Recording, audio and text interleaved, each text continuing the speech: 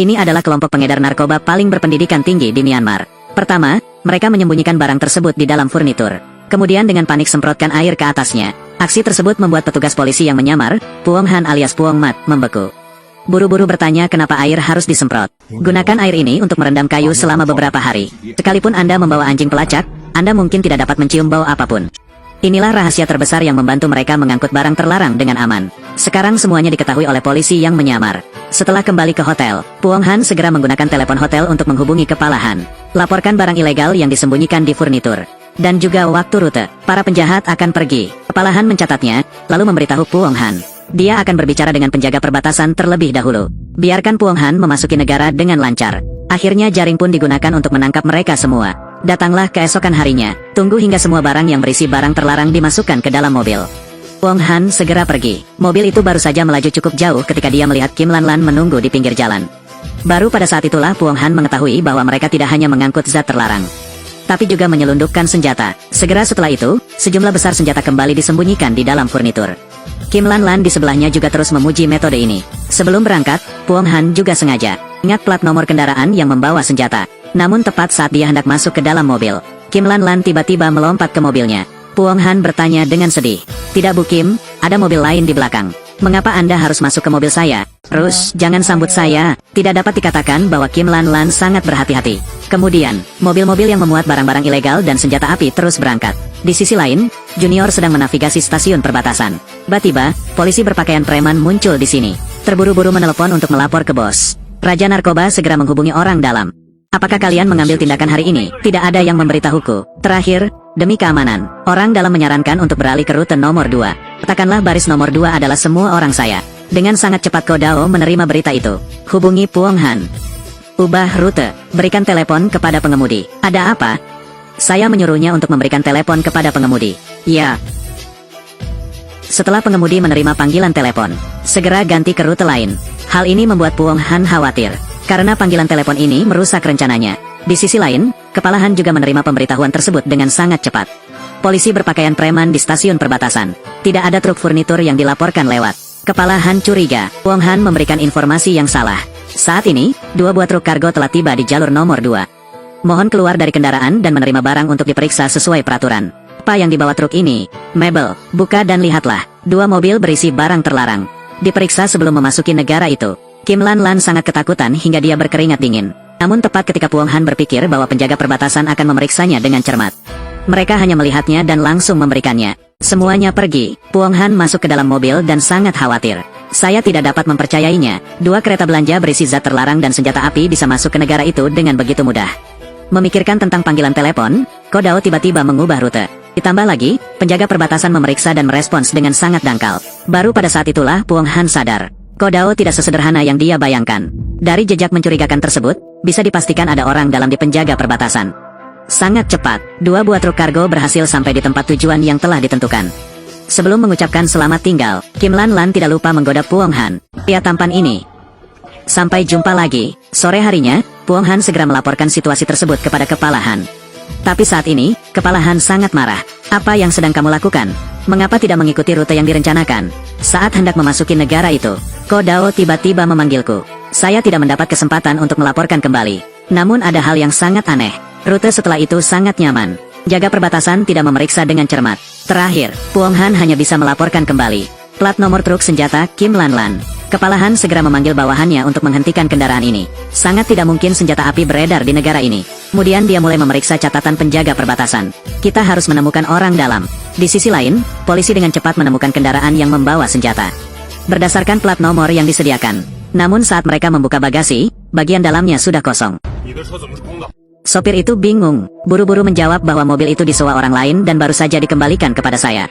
Setelah mendengarkan, polisi hanya bisa menangkap sementara pemilik mobil tersebut untuk diselidiki. Menerima kabar bahwa senjata tidak lagi ada di dalam kendaraan, Kepala Han sangat terkejut. Di sisi lain, Kim Lan Lan sangat senang saat ini. Harus mengakui, trik jangkrik keluar dari tubuhnya ini sungguh sangat ampuh. Melalui transportasi ini, Kim Lan Lan juga memahami poin-poin penting Kodao. Dia memutuskan meskipun keuntungannya lebih kecil, kita juga harus terus menjalin kerjasama dengan Kodao. Sejumlah besar senjata diimpor ke negara itu tepat di bawah pengawasan penjaga perbatasan. Para pemimpin senior sangat marah. Baru-baru ini, sejumlah besar senjata muncul di dalam negeri dari luar. Kakek saya adalah kepala departemen penjaga perbatasan. Pekerjaan macam apa itu? Saya segera melancarkan penyelidikan. Setelah menutup telepon, Ladong Biao segera memerintahkan semua orang untuk menyelidiki senjata di pasar gelap. Juga pada saat itu, Raja Narkoba di belakang Kodao menelepon, memarahi Kodao karena tidak memiliki pandangan jauh ke depan. Demi keuntungan kecil, dia seenaknya menyelundupkan senjata, hanya untuk sejumlah uang, tapi menyebabkan masalah besar. Apakah Anda masih berencana melakukan sesuatu yang sembrono? Ternyata penyelundupan senjata marak terjadi di mana-mana.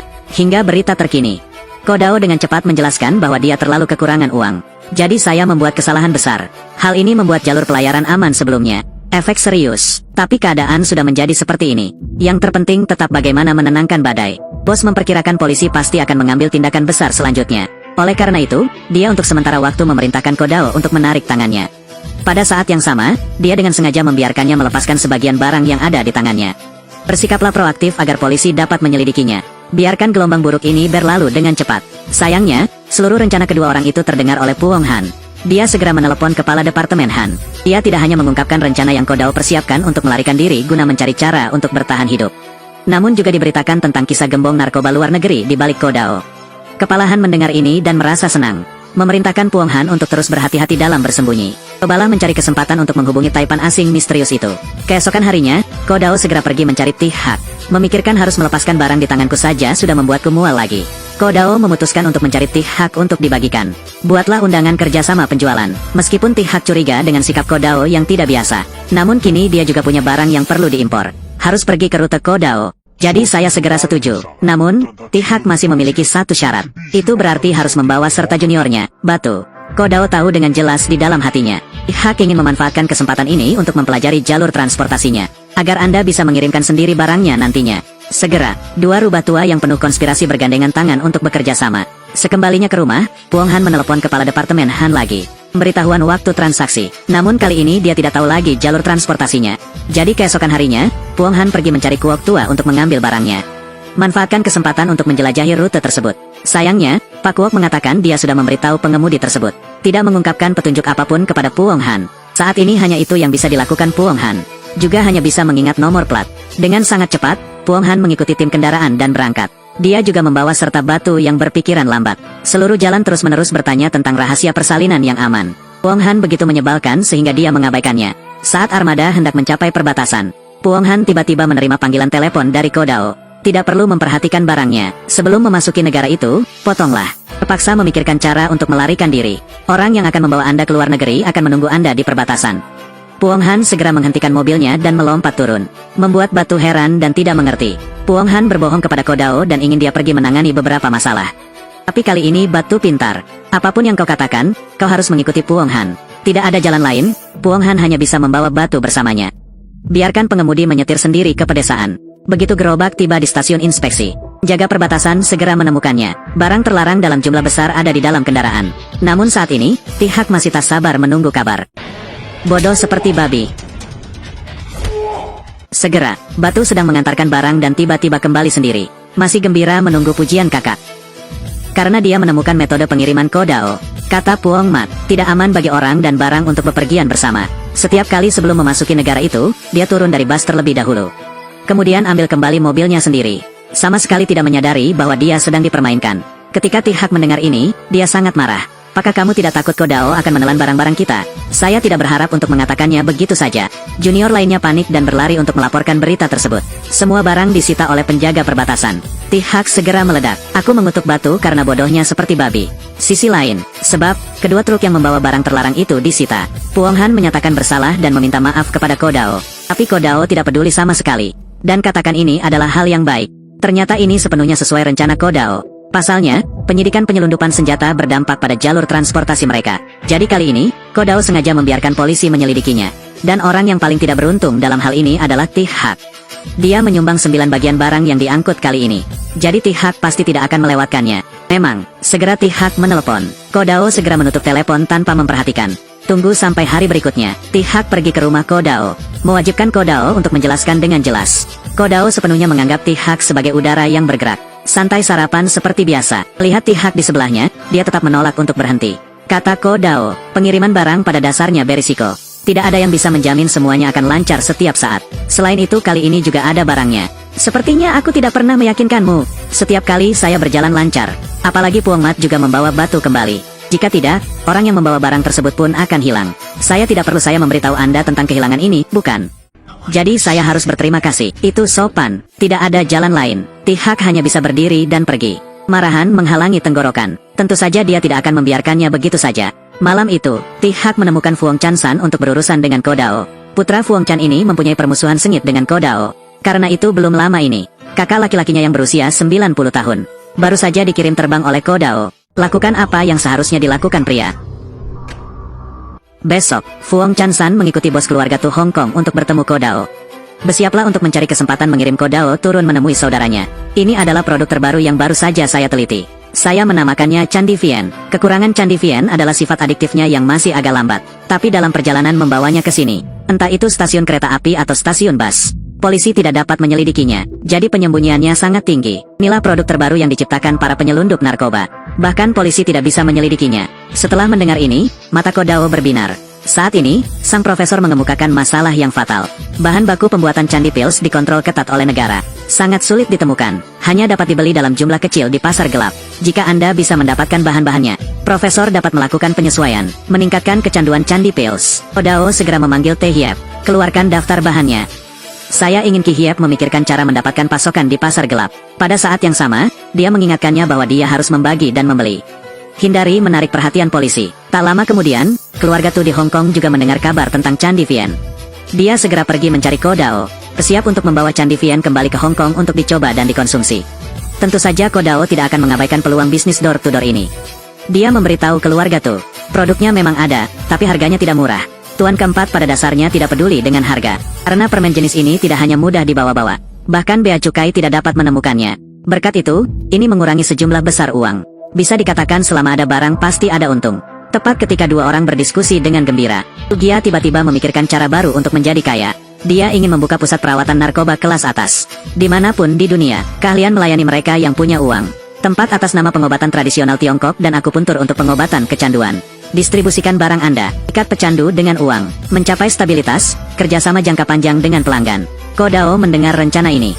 Saya juga harus angkat topi untuk mengagumi keluarga Tu. Saat ini, pengawal di sebelah keluarga Tu masih menatap Ko Dao. Dia adalah pembunuh Fu Hongchan yang disuap Tihak untuk membunuh Ko Dao. Menunggu kesempatan untuk bertindak, sore harinya, Ko Dao mengajak keluarga Tu ke klub malam. Tunjukkan padanya pasar Candi Vien yang luas. Sekelompok anak muda sedang menari di bawah. Lebih dari separuhnya membeli Candi Vien dari klub malam. Lihatlah penampilan mereka yang bergoyang-goyang dan gila. Tuan keempat tampak berjalan ketika melihat uang kertas. Bagus, dia hanya membutuhkan Candi Vien untuk menelitinya. Ini benar-benar bagus seperti yang Anda katakan. Di pihak Hong Kong, saya bertanggung jawab atas segalanya. Tidak apa-apa, segera. Dua kelompok kejahatan narkoba besar telah mencapai kerjasama jangka panjang. Malam itu juga, ketika Ko Dao bersiap untuk kembali bersama Teh Hiep, Fu Hongchan bersembunyi di sudut gelap, akhirnya menemukan kesempatan untuk membalas dendam. Tapi saat dia hendak menarik pelatuknya, Pu Honghan tiba-tiba muncul. Ternyata di pagi hari, Ko Dao sedang membicarakan bisnis dengan keluarga Tu. Pu Honghan memperhatikan sesuatu yang tidak biasa pada Fu Hongchan. Saya menyarankan Anda untuk tidak melakukan hal bodoh. Bunuh Ko Dao. Dia juga tidak bisa lepas dari Tuong Lem. Tidak bisa membalas dendam. Saya tidak akan pergi. Para penjahat narkoba ini memutuskan mengeluarkan sejumlah besar uang untuk membangun pusat pengobatan kecanduan. Tapi begitu mereka berpikir, gaya apa yang harus saya bangun agar mudah menarik bakat? Tiba-tiba sebuah mobil datang dari belakang.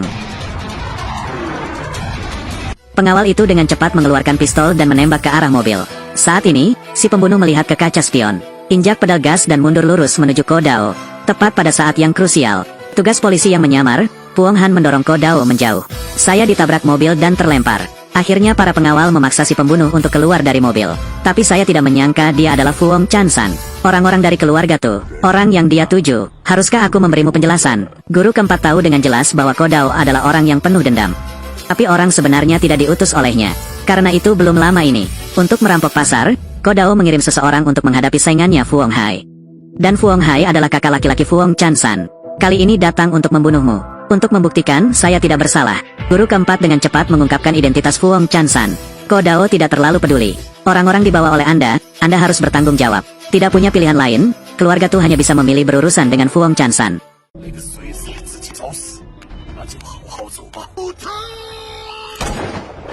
Setelah kembali, Ko Dao masih ragu tentang masalah ini. Teh Hiep ada di sampingnya dan menawarkan diri untuk mengurus keluarga Tu. Ko Dao berhenti, karena Pu Honghan tidak mengalami luka serius. Namun saat ini, Kodao tidak ingin melawan keluarga Tu.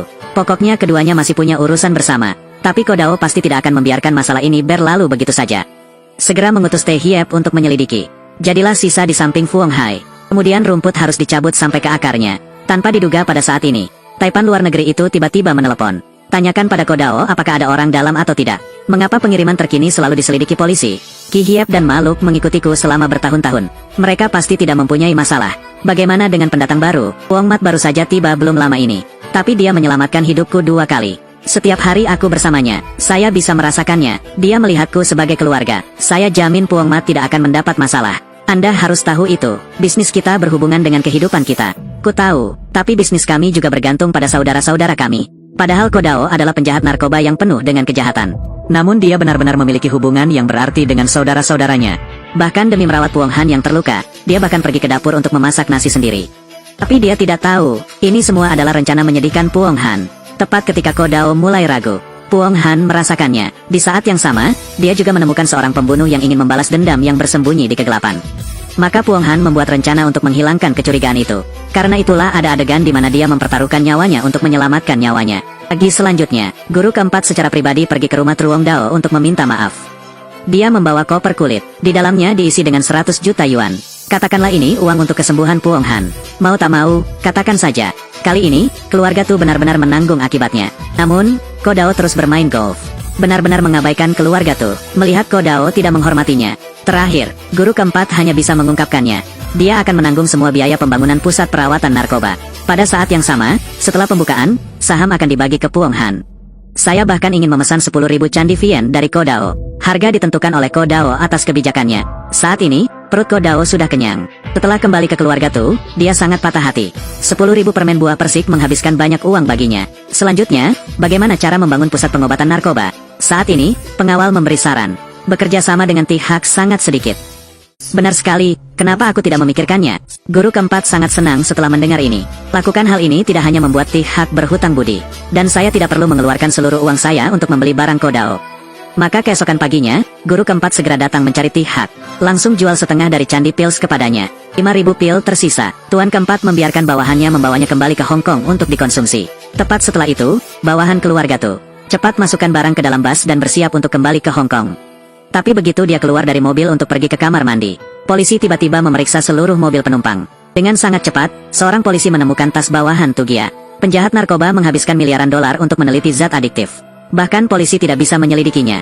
Tak disangka, detik berikutnya ia ditangkap polisi dengan lembut. Bosco, rumusnya pasti bocor. Jangan lihat Puong Mat, bahkan jika dia memegangnya, dia tidak akan memahaminya. Saat ini, Kodao sangat mempercayai petugas polisi yang menyamar Puong Han. Bagaimanapun, Puong Han menyelamatkan nyawanya beberapa kali. Jadi dia lebih suka percaya bahwa profesor itu punya masalah. Saya juga tidak mau curiga kalau Puong Han adalah orang dalam. Namun Puong Han ingin menyelesaikan misinya. Memutuskan untuk mengaduk genangan air keruh ini. Mengingatkan Kodao, terakhir kali saya melakukan transaksi dengan keluarga Tu. Lawannya membeli 10.000 pil. Sang profesor pun langsung mengambil sedotan tersebut untuk menyelamatkan nyawanya. Jelaskan dengan tergesa-gesa jika seseorang mendapatkan produk jadi. Kemungkinan besar ramuan candi pils akan dianalisis. Dari sana, cari tahu cara melakukannya. Kodao segera menelepon keluarga Tu. Saat ini, keluarga Tu juga sangat frustrasi. Sebab, separuh dari candi Vien yang digeledah polisi adalah miliknya. Dia sendiri juga kehilangan uang. Bukankah kamu bilang tidak apa-apa? Mengapa Anda ditangkap sebelum meninggalkan negara ini? Polisi sekarang memiliki barang-barang kami. Selanjutnya, metode tersebut telah diteliti. Kodao terus menanyai Master Tu. Bagaimana cara dia membuang 10.000 pil yang dibelinya terakhir kali? Saudara Kuko, apakah kamu meragukanku? Tuan keempat tidak menyangka dia akan dicurigai. Pada saat ini, dia tiba-tiba teringat sesuatu. 10.000 tablet itu dibagi menjadi 5.000 tablet oleh Tihak. Setelah mendengar ini, Kodao menjadi marah. Ini Tihak lagi. Saat ini, Kodao sangat membenci Tihak. Namun sayangnya ini belum waktunya untuk membalas dendam. Pasalnya polisi kini mengetahui kabar tentang Candi Vien. Mereka berada dalam situasi yang sangat berbahaya. Kodao membiarkan Puong Han membawa profesor itu dan bersembunyi terlebih dahulu. Tunggu hingga penyelidikan polisi selesai dan terus meneliti produk baru. Sayangnya, gelombang buruk terus datang. Pusat pengobatan kecanduan yang setengah dibangun di Kodao juga mengalami masalah. Cepat berhenti. Apa masalahnya dengan persetujuan? Mereka bilang itu palsu. Saya langsung mengetahuinya. Terlibat dengan nama Tihak bukanlah hal yang baik. Pihak Anda akan merespons sementara terlebih dahulu. Ada yang bertanya dan hanya menjawab tidak tahu. Kodao segera memanggil Puong Han untuk pergi ke lokasi pembangunan untuk memeriksa. Saat ini, Maluk tetap bersikeras bahwa dokumen persetujuan mereka tidak palsu. Tapi staf menjelaskannya, mereka tidak dapat mencari catatan tentang proyek ini. Kemudian, Maluk berkata bos mereka adalah T-Hawk. File tersebut dibuat oleh T-Hawk mencari kepala Departemen NGO. Staf dengan cepat merespons, departemen mereka tidak memiliki orang bernama Chief NGO. Baru pada saat itulah Kodao mengerti. Semua ini karena T-Hawk buruk. Segera, setelah rahasia Keovian terungkap, proyek pusat rehabilitasi narkoba pun ikut terguncang. Kodao sangat marah. Dia bersumpah bahwa dia pasti akan menyelesaikan T-Hawk. Lewati pintu ini, nyawa T-Hawk harus diambil. Namun, Kodao tidak mengetahuinya. Sejumlah candi yang baru saja diberikan T-Hawk ke rumah di lantai bawah juga digeledah polisi. Namun rombongan rumah di bawah hanya membayar deposit. Kodao bajingan itu. Pasti dia berjabat tangan dengan lelaki tua yang datang mengunjungiku itu. Mengapa saya tidak bisa menjelaskan apapun? Jadi, untuk membalas dendam pada Kodao, T-Hawk mengirim batu untuk menculik profesor itu. Pada saat ini, Puong Han mengantarkan profesor itu kembali ke tempat percobaan. Di saat yang sama, dia juga menemukan batu bersembunyi di pojok. Karena dia membiarkan Kodao dan T-Hawk saling membunuh, Puong Han berpura-pura pergi, sengaja memberikan kesempatan kepada batu untuk menculik profesor tersebut. Benar saja, Puong Han baru saja pergi. Batu segera bergegas ke markas untuk menculik profesor tersebut. Namun Puong Han ingin segera mengumpulkan jaringnya, memutuskan untuk mengikuti batu ke tempat terpencil. Pengalaman bertahun-tahun sebagai tentara pasukan khusus memberitahu Puong Han bahwa ini adalah jebakan. Namun karena kedua kelompok kriminal tersebut terbongkar seluruhnya, dia tetap melompat turun. Dengan sangat cepat, Puong Han melihat T-Hawk yang telah lama menunggu. Teknik menguntitmu sangat buruk, menempel erat seperti itu. Takut orang tidak akan melihat atau apalah. Bagaimana jika Anda melihatnya? Apakah Junior Kodao sekarang sombong? Datanglah keesokan paginya, melihat Puong Han tidak kembali semalaman. Kodao menelepon dan bertanya. Alhasil, saya mendengar bahwa orang yang menerima panggilan telepon tersebut adalah T-Hawk. Wajah Kodao langsung berubah. Saat ini, T-Hawk sedang memanggil juniornya untuk melawan Puong Han.